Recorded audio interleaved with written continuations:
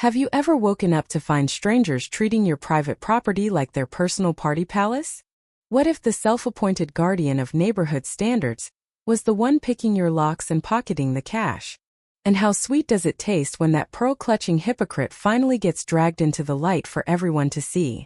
In the sleepy cul-de-sac of Willowbrook Estates, where every lawn was measured with a ruler and every mailbox had to match the exact shade of approved beige, I was Ryan Caldwell, the guy the whole block suddenly crossed the street to avoid. Debbie Hargrove, our HOA president, had made sure of that. Bleach blonde helmet hair, voice like a smoke alarm dipped in honey, and a clipboard she wielded like a medieval weapon. She'd fine me $250 for leaving my trash cans out 3 minutes past the magic hour. Then came the group chat whispers. Ryan's anti-community, his bike is lowering property values, we all have to sacrifice for harmony. I swallowed it. At the annual meetings. Watched. We document everything. That Tuesday morning the universe handed me the receipt. I stepped onto my porch with coffee in hand and froze. 7 women in matching pink robes and sparkly tiaras were giggling their way down my driveway, dragging hot pink-wheeled suitcases like they owned the zip code. My guest house, the one I'd padlocked shut after my brother's Christmas visit 6 months ago, was supposed to be empty. The bride-to-be, sash screaming last fling before the ring, clicked the door shut behind her like it was checkout time at the Ritz. "Excuse me," I called out, voice calm as lake water. "What exactly are you ladies doing coming out of my guest house?" The bride blinked like I'd spoken Martian. "We just checked out." Said to leave the key on the counter. Said it was her listing, super cute retreat. One of them waved her phone. "See? Modern suburban oasis hosted by DH. My blood turned to ice. Grove. I waved them off politely, waited until their Uber vanished around the corner, then walked around back. The keypad on the door had been changed. Brand new shiny numbers. Taped under the planter, let myself in and the smell hit me. Vanilla air freshener and fresh betrayal. Spotless. Monogram WH for Willowbrook Harmony. A laminated welcome sign on the counter. Your peaceful suburban escape, hosted by Debbie H. Enjoy the community vibes. I stood there in my own guest house feeling like a ghost in my own life. This wasn't a mix-up. The smiley face emoji. I didn't rage. Store. I called my buddy Jamal, the web dev night owl who owed me for helping with his divorce paperwork. "Archive every rental site you can find before it disappears," I said quietly. By midnight he had it. Cozy retreat by community host Eat, my furniture in the photos. My ex-wife's ugly abstract painting still hanging crooked. 37 glowing reviews over 8 months. $225 a night. Math was simple. Close to 45 grand funneled into an LLC called Willowbrook Community Ventures. Registered address the HOA clubhouse, signature on the papers, Deborah M. Hargrove. The next morning I strolled into the clubhouse like I was dropping off cookies. Debbie sat behind the reception desk, fake pearls gleaming, fake smile dialed to 11. "Ryan darling. Lovely day, isn't it? What can the HOA do for our quietest resident?" I leaned on the counter, voice low and sweet as her own poison. "You can explain why strangers in pink robes just walked out of my locked guest house carrying suitcases and calling you the host." Her smile didn't even twitch. Clearly state detached accessory structures may be utilized for community enhancement projects when underutilized. We were simply raising funds for the new flower beds everyone voted for last quarter. You wouldn't want to be the guy who hates flowers, would you? She sipped her herbal tea like she just quoted scripture. I smiled back, the kind of smile that doesn't reach the eyes. My deed says otherwise. And last I checked, federal law doesn't bend for your flower beds when you're committing trespass, fraud, and changing locks on private property. I turned to leave before the urge to laugh in her face became a felony. But I wasn't done. That night I started building the folder. Jamal sent cash screenshots, payout records linked to Stripe under the LLC. I pulled county records proving the guest house sat squarely on my parcel, Not 1 square inch under HOA jurisdiction. Quietly, I messaged 3 former guests through old reviews. One woman from Ohio called me back crying angry. She made me Venmo her directly, said it was a new HOA policy for community fees. I almost canceled the whole trip. Meanwhile, the newsletter started hitting mailboxes. Some residents are spreading malicious rumors to undermine dedicated leadership. Debbie wrote in Comic Sans, "Bless her passive-aggressive heart. Remember, harmony comes from following the rules, not questioning them." The irony was thicker than her foundation. She just fined a single mom 2 doors down for her kid's bike left out 20 minutes while she herself ran an illegal hotel out of my backyard. I kept collecting, kept smiling at block parties, kept being the quiet guy.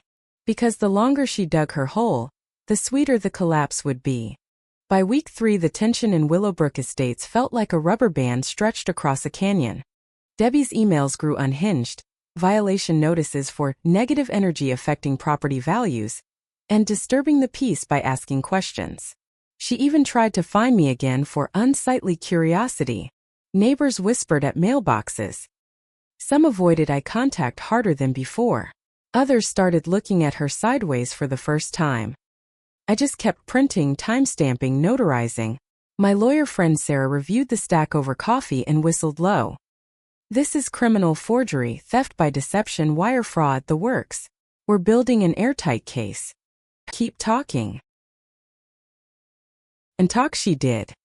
She stood up in her pastel cardigan and declared, "We must all sacrifice for the greater good, even if some residents don't understand community spirit." The room nodded like trained seals. I sat in the back row, folder on my lap, sipping coffee, counting every pearl she clutched. The ban was about to snap. The rubber band snapped on a humid Tuesday when 2 unmarked sedans rolled into the clubhouse parking lot. I watched from my porch across the street, coffee in hand, as a uniformed officer and 2 investigators walked in without knocking. They stayed an hour. He came out clutching a cardboard box of files, face the color of old cottage cheese, that ridiculous crystal paperweight she loved still poking out the top. Not arrested, yet, but rattled enough that her usual syrupy voice cracked when she tried to wave at neighbors. The emergency board meeting the next night was standing room only. 20 residents filed in behind me, the ones who'd quietly been fined into oblivion for garden gnomes, holiday lights, and excessive enthusiasm. Debbie saw us and her eyes darted to the exit like a cornered rat in pearls. "This isn't a public hearing, Mr. Caldwell," she snapped before I even raised my hand. Janet from Lot 14 held up the printed bylaws. Article 6, Section 2 says any resident can request the floor on governance or misuse of resources. It is now. Debbie looked like she'd swallowed a lemon whole. I stepped forward, folder open, voice steady as a surgeon's scalpel. On multiple occasions this HOA president unlawfully accessed my private property, changed the locks, listed it on Airbnb under her own name, and pocketed over $45,000.